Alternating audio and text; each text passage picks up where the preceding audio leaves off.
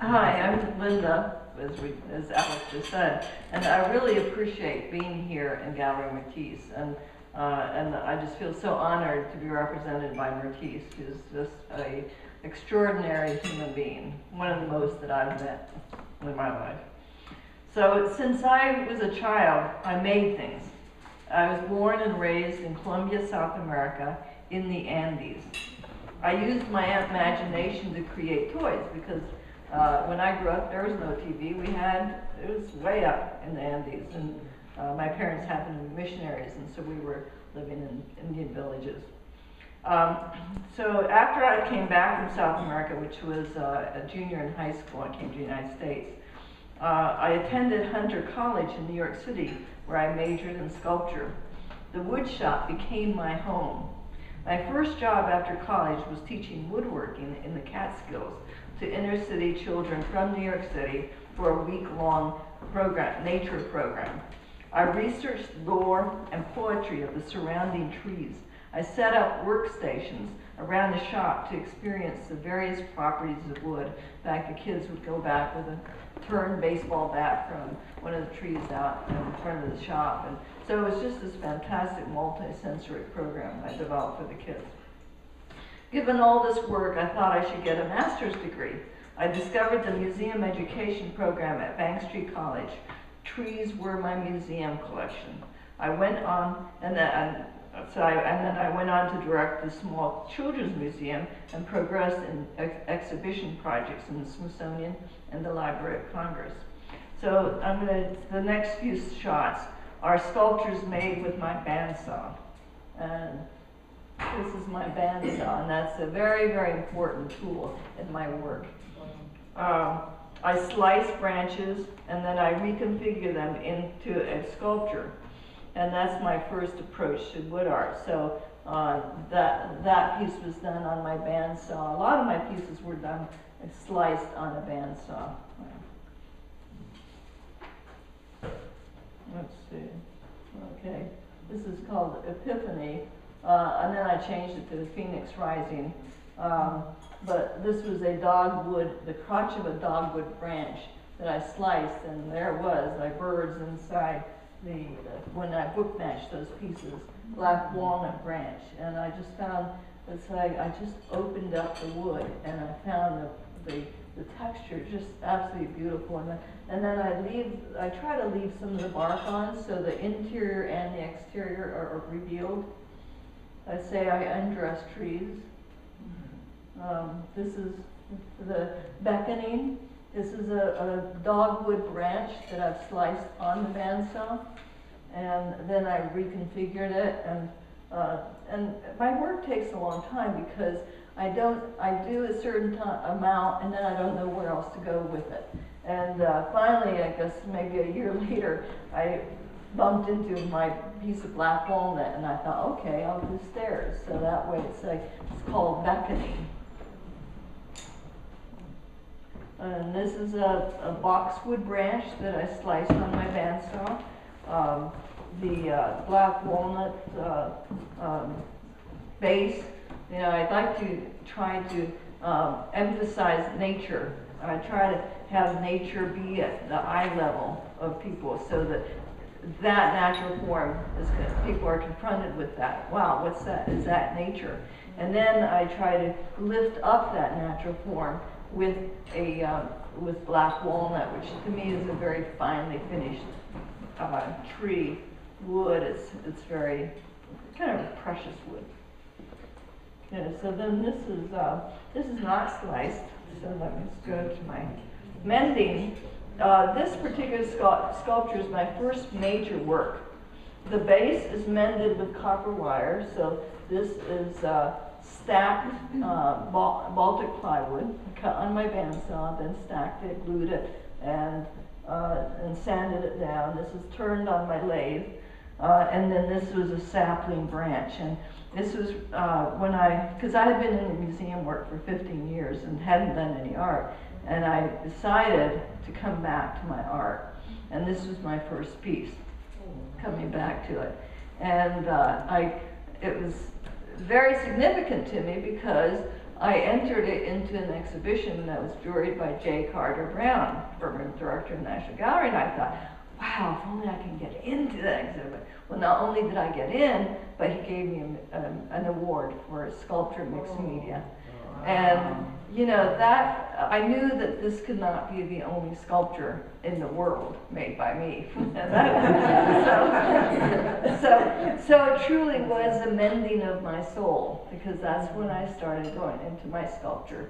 And, you know, when you really are passionate or doing your talents, for so long I had been saying no, because it wasn't, you know, being an artist to me wasn't intellectual, being in museums was, and so on. So, you know, when I came back to my art, my life changed.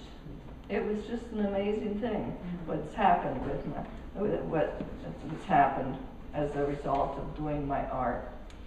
So the next slides show a different approach, where I turn a sphere on the lathe.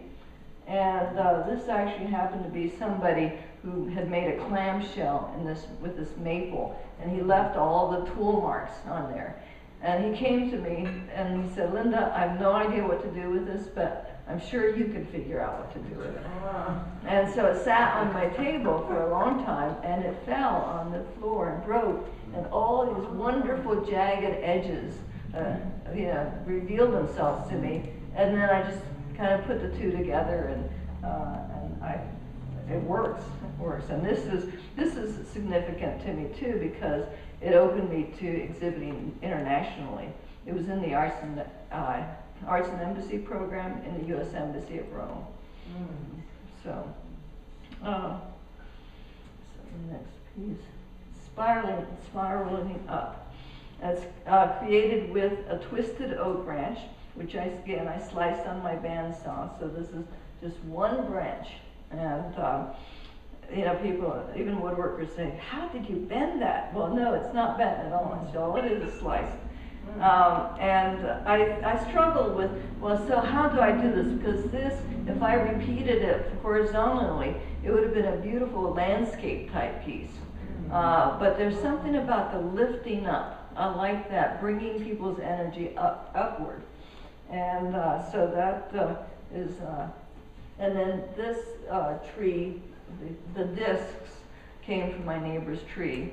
All of my wood is from my one block area and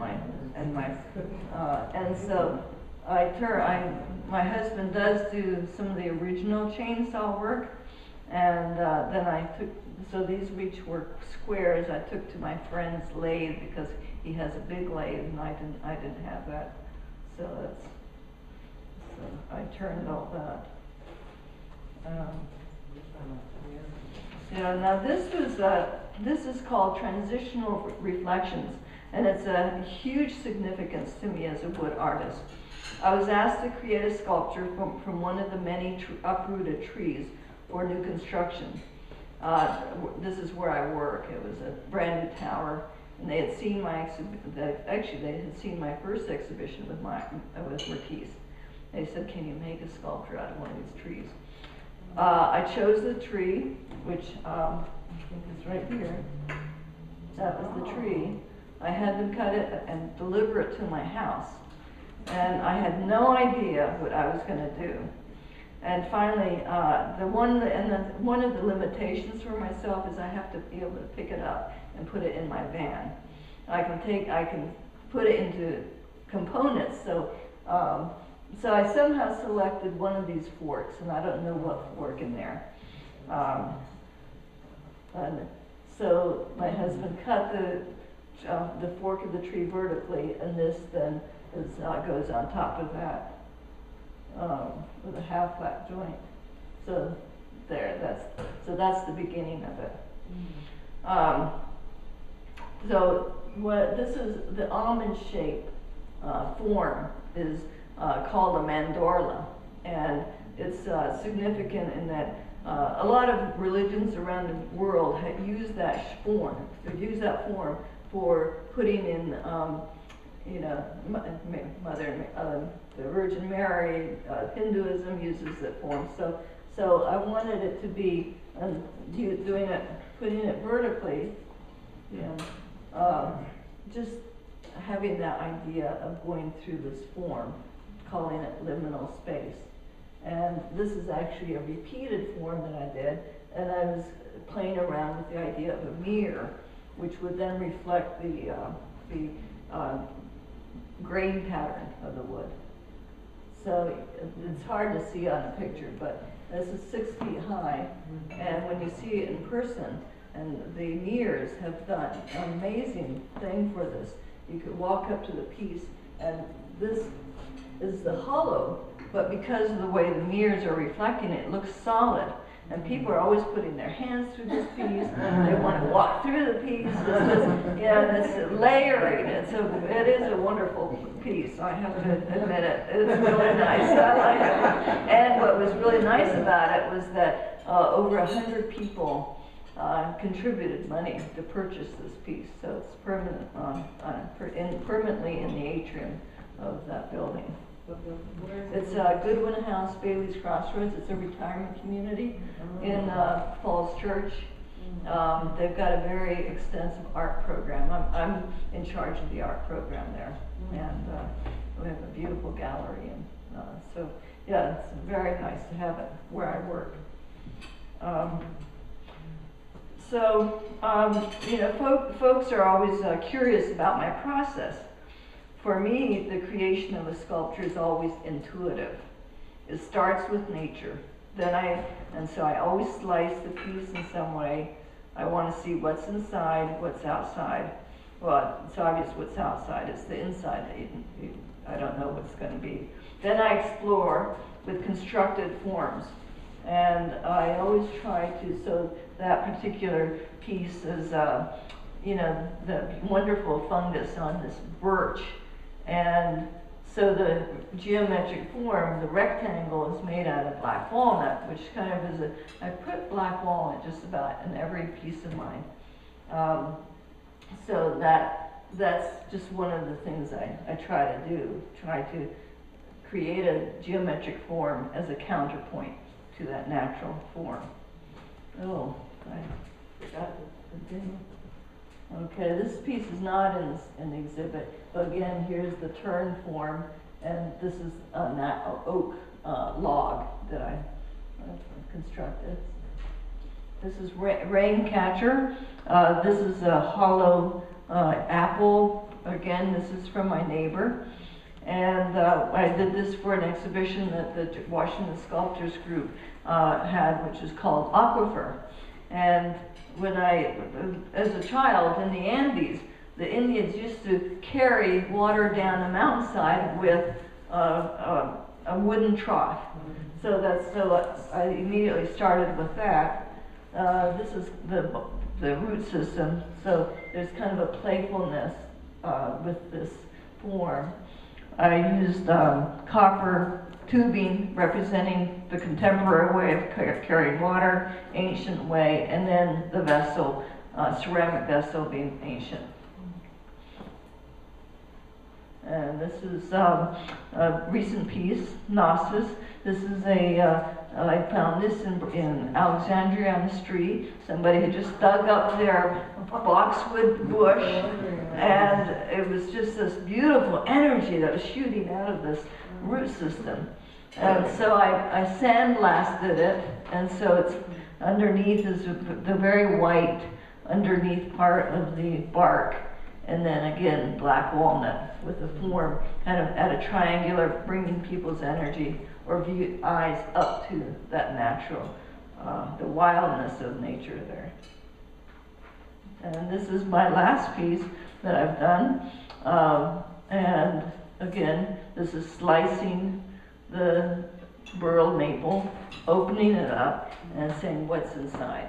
And so anyway, that is, one more thing. I was selected for a book called Green Tree, Trees, Roots, and Leaves, and it's being published, and it will come out this year. Congratulations. Thank you.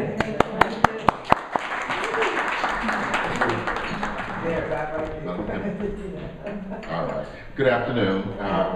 The event that Alice is talking about, I'm with the University of Maryland, University College. I'm the director of the arts program there. And this year we're doing something different. We're kind of taking a little road trip to the Barnes Foundation, to their new facility. The board members are sponsoring this trip. It is open to the public, and my job today is to invite all of you.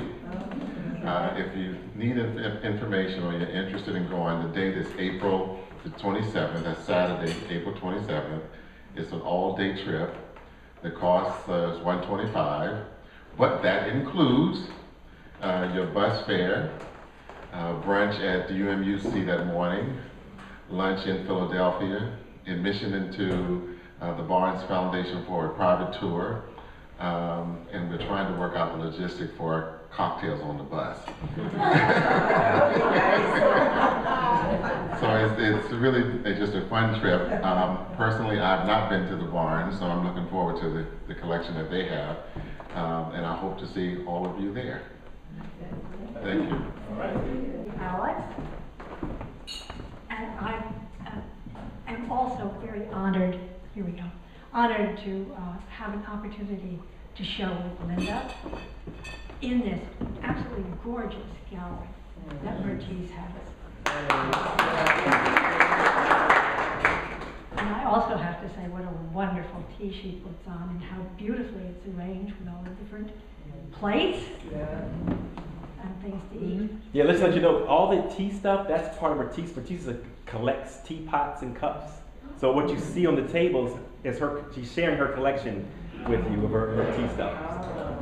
Anyway, it looks wonderful. I thought that was a lovely visual to come into before looking at the art and hearing all this stuff. Since Alex covered my educational background, more or less, I'll just hop right into how I became an artist. I've always, in fact, done art, and I always wanted to do it. I didn't really want to do anything else, and I've been very fortunate to be able to really devote most of my time to doing that. So I was trained as a painter. Actually started with collage in the 80s as a way of trying to get over a terrible art block that was producing nothing except a great deal of frustration. Canvases ripped off the stretcher bars and thrown out, etc., etc. Nasty time all around. Anyway, it was with great delight that I learned that collage, you can just move it all around. If you don't like it, you can take it and pick it up and shake it out, start all over again, and you really don't have to make any firm decisions until you come to gluing it down. Then it's pretty stable. But I've actually gone back and taken work and looked at it and said, you know, I like the pieces in here, but let's do something else with them, and take it apart and just use it again in some fashion. Then I think it was in the early 2000s. A neighbor of mine came up to my door with a large plastic bag, and he said, I have all these cigar boxes that I was going to do something with, but I couldn't find out, you know, what it was going to be. And would you like those? And I thought, oh boy, yes, I like those, and thank you very much. So that was really the start of this particular series that I've presented here. The cigar boxes are marvelous containers. I mean, that's what I saw them as. And I know that they've been even used for such things as purses, that some people have taken them to that height, not only as an art form, but in monetary value. I understand, you know, for several $1,000s you can purchase some of these wonderful cigar box purses. However, I haven't seen them. I've just heard about them, and that stuck in my mind because I thought that was a rather relevant fact. Now, I wanted to do a little bit of talking about what I know about the creative process. Now I know that, and I listened to what Lynda had to say about what she does with undressing her trees, and how she comes to make what she's making. And in many respects, I think we have a similar form of working. For me, it's really about process. It's about having physical things to actually work with. As with the collage, that's where I really learned how wonderful it was for this person to have something that I could bend to my will much more easily than drawing or painting or any form. And that was such a major step for me in what I was going to produce. So I've always been a collector of stuff, lots of junk, gifts from the sea, shells, pieces of coral, sticks, stones, even sticks and stones, that sort of thing. And I brought some things that I have collected, and also some papers I have made, and some of the other items that I've used in these boxes. And I'd like to pass a box around that has this stuff in it, just so you can kind of feel it and look at it and think about playing with it. That's really the thing. So.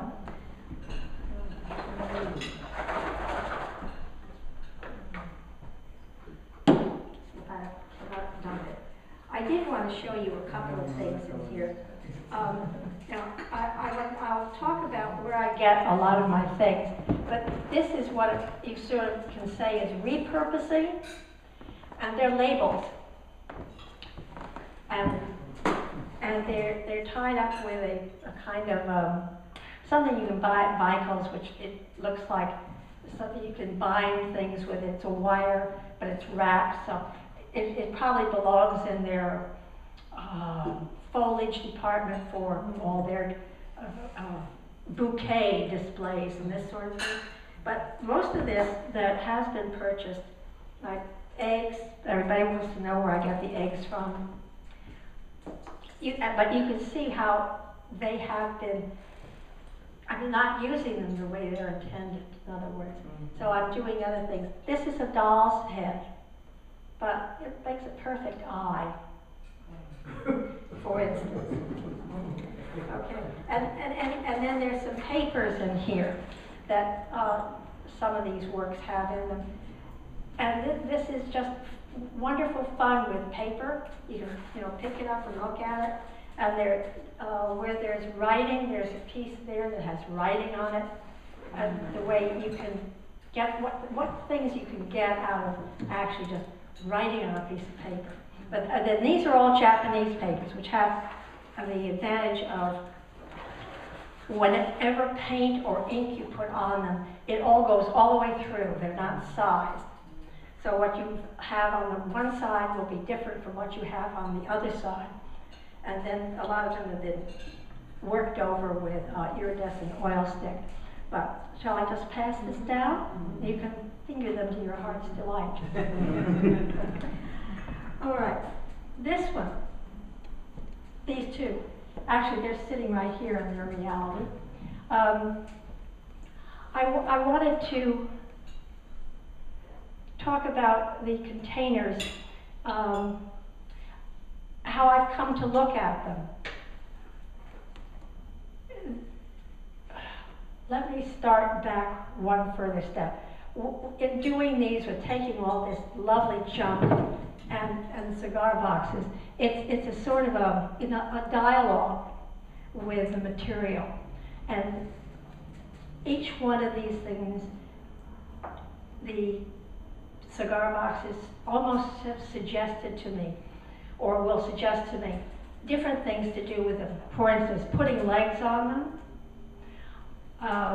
then adding these two that are up here come out for me as some platforms that you, of course, not at quite this scale, but I can imagine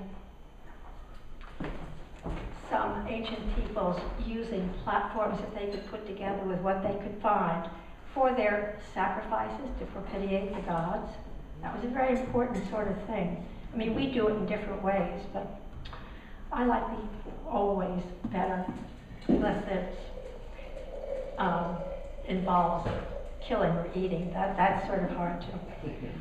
That's sort of hard to think about in this day and age. I mean, we do enough of it anyway in the whole wide world, but we put a different name on it. Not any better. So anyway, these two are, I think, the most obvious ones that represent the platform or even altar kind of concept. And a lot of these things come from my interest in ceremonies and rituals of different natures. Some that I think I would love to invent on my own. But it's sort of fun to imagine when I'm working with this, what people could do with this, or what someone could do with this. So I find it adds to what I'm doing.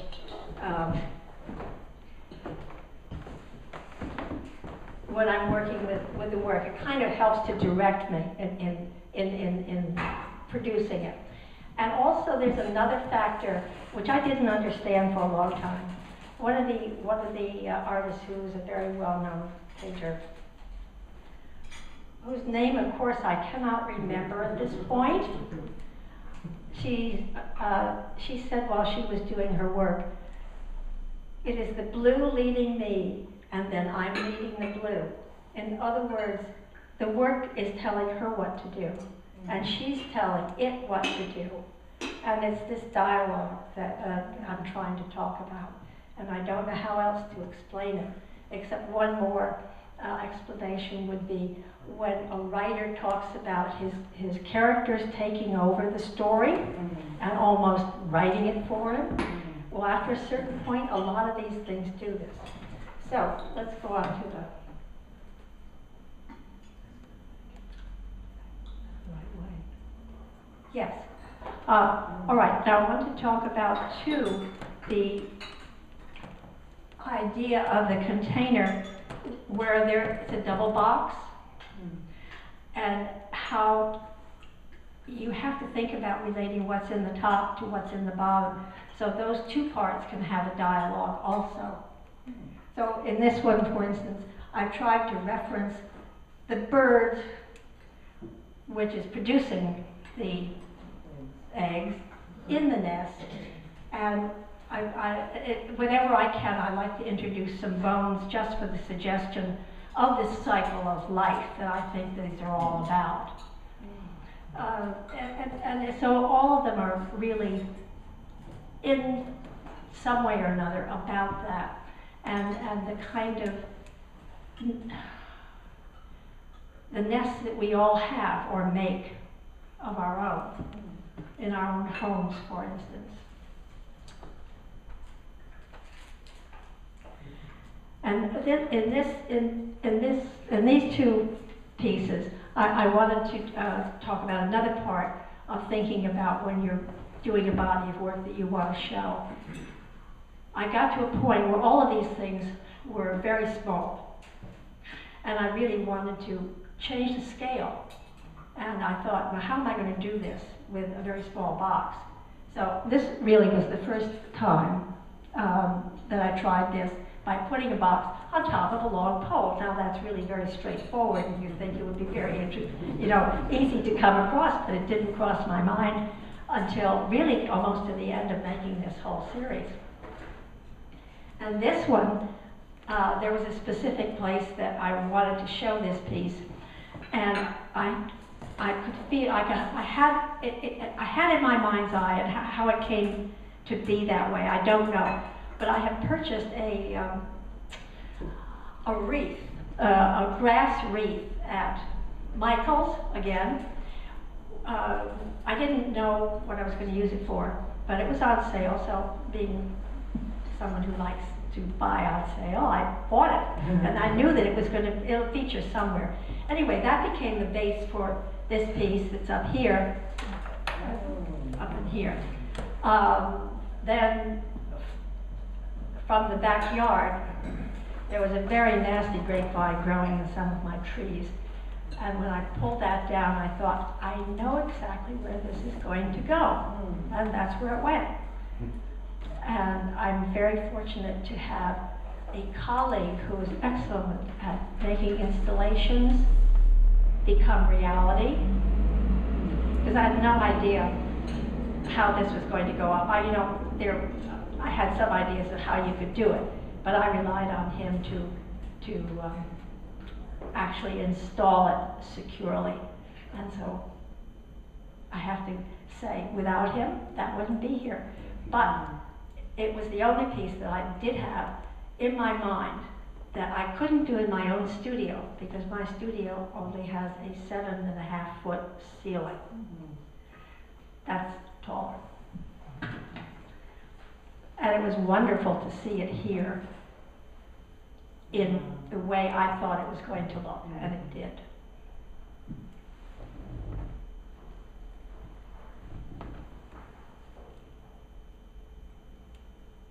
Here it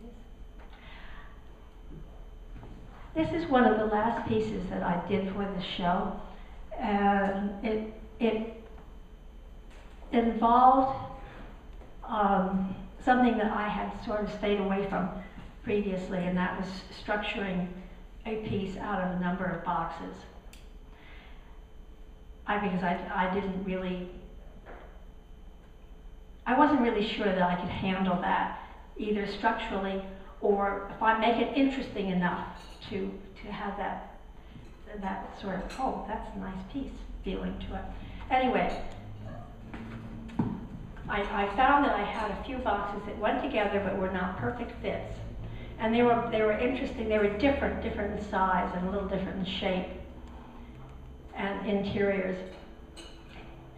And I worked at cleaning them up, because a lot of these boxes are painted, and I strip them down and then do a lot of sanding and sort of adjusting them so they come out to be square, and they had to be somewhat square to fit into this sort of thing. But then I found I did have to use a number of shims in order to get them to make a straight line vertically, so that I could put a sort of a casing around them. And then it was actually a lot of fun, I discovered, to try to find the appropriate pieces that would relate to each other, so that you would look at the varying levels in different ways, that these are different ways of containing these objects. And then finishing the outside so that it looked like a sleek piece from the side and something that demanded much more attention from the front.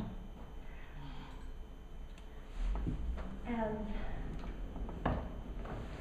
that's it. So thank you very much. I have a quick question for Lynda. What year did you do the piece that you said was your first piece after you went back to art? 1998.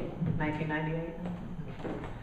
And coincidentally, they are cutting down every tree along the street of my development right now. And it's killing me to see that.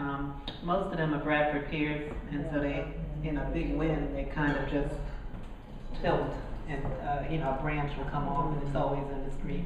So I'm sure that's why they're doing that. Not all of them are Bradford pears, but they have, they come and they cut them down, and then they leave the logs on the street, and then another crew will come the next day to pick up the logs, and then another crew will come within the week to grind up the stump. And it's really killing me because, the prettiest streets are tree-lined streets. But if you want to pick up some.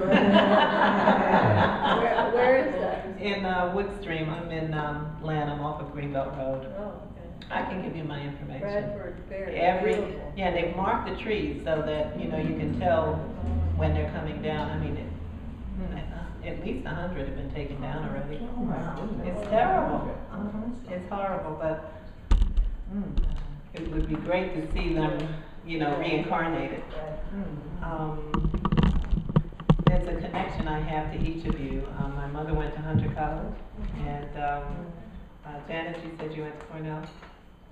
I did some classes at Cornell. Classes? Okay. That's my alma mater. Oh, it is. Anybody else?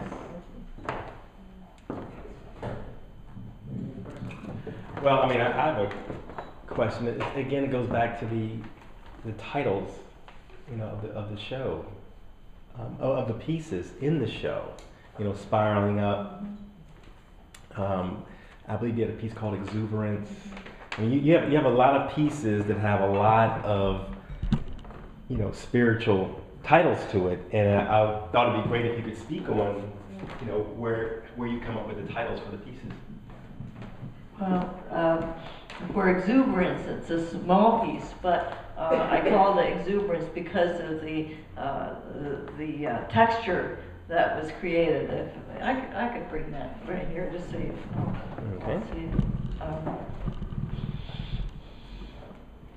But this is the nature story of the insects or beetles, whatever, created the texture that we as humans could never create that texture. So it's very exuberantly made, right?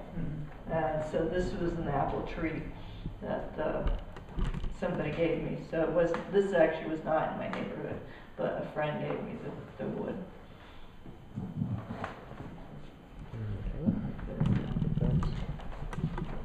Back.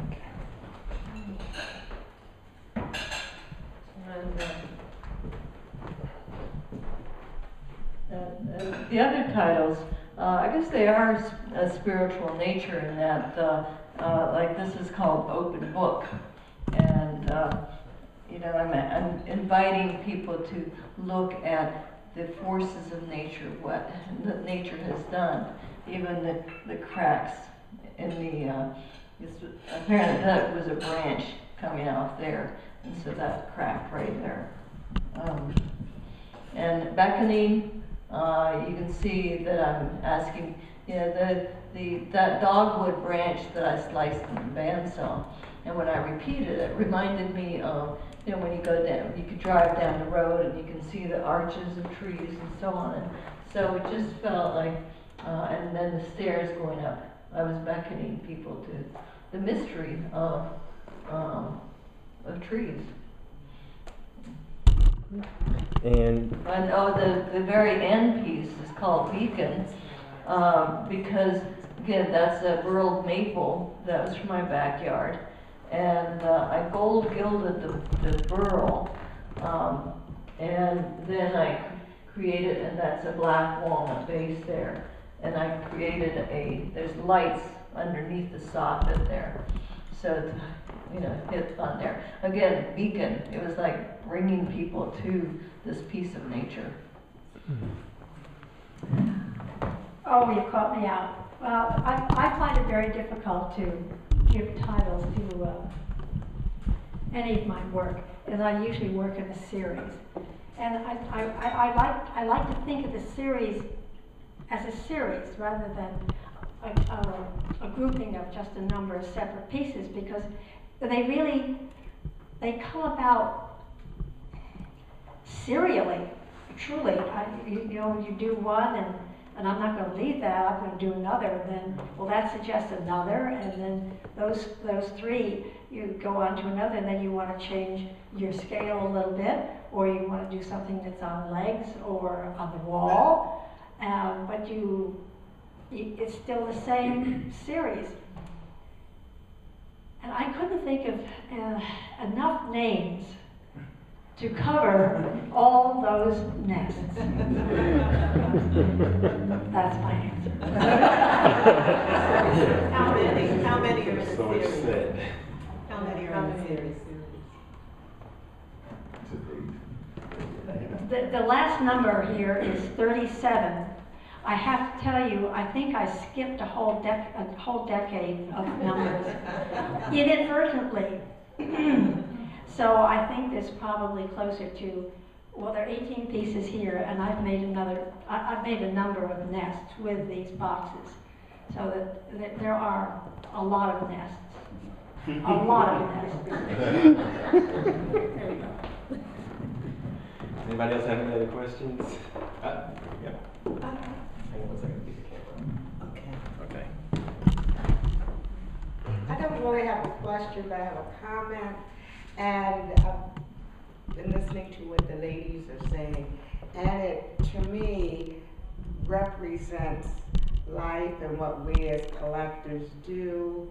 You have the nest, which represents our homes, and we're constantly picking up stuff like birds do and putting them in our homes, and they come from all facets. And here's this wood, which is one component that they may put in. So it's like a cycle of life. We're adjusting and readjusting our nest throughout our lives, and the sculptures represent things that we could bring in, bring into our lives. Like, you know, a number of people have been talking about what they would like to buy, you know, around here. So it's just reflective to me of what collectors do and what we do in life. Rose? Well, I was intrigued by the hand. It's nest number 30, but I'm going to name it myself. And I think we had a conversation about it, and I think that it's a very powerful piece, yet a very inviting piece. It's a hand that is extended, that's open, with a very delicate egg in the hand.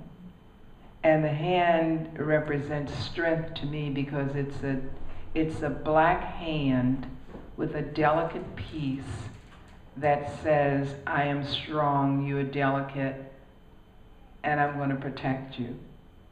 And I saw it before today, and when I saw it, I said, I don't know what all this means, but I know what it means to me. And when we talked about it, Janet, you said, well, it's a mannequin's hand, and so now I know where the hand came from and the whole history behind it. So it's a very powerful piece to me, but yet delicate in a way, in a sense. And I'm the proud owner of that hand.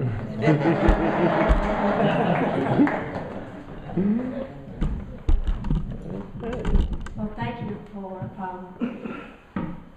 I think, christening that one with a wonderful description, and I really like it. I hadn't thought of it in the manner in which you described it, but now it means a lot more to me. Wonderful. I'll take good care of it. Thank you. I'm sure you will.